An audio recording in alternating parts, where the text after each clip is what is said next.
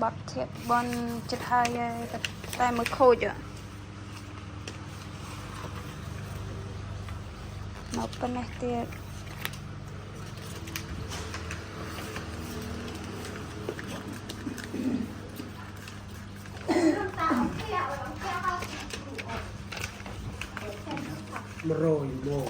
rồi cốt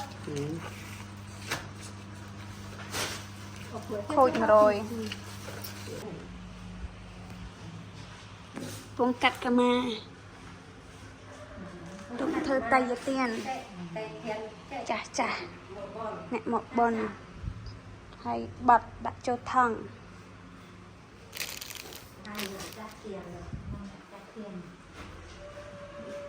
mẹ dây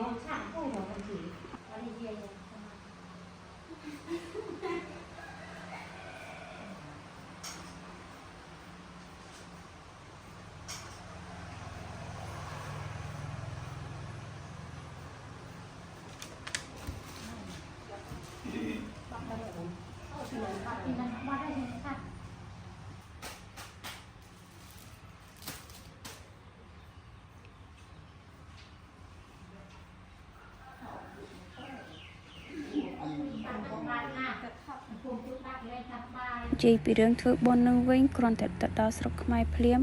con trao dây nâng cực cù nôm khnia trong thưa bon bạch cháy buồn nâng chấm ran bạch chôn chun dây hai cực cù khnia nâng đập ngày cột một bon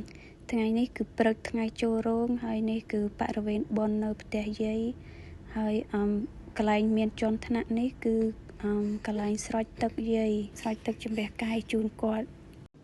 cầm vị thi đầm bông nó bật nắng cứ lợn tông hơi dây bị tha cả đau mình tên một mình nè miền sọt tê lần chu buộc cả đau khang mình tên máu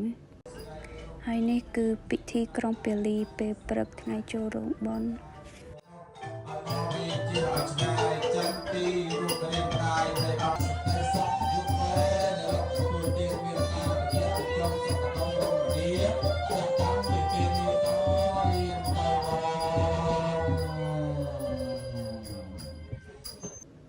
ពេលក្រុងពេលីរួចហើយក៏បាននិមន្តព្រះសង្ឃ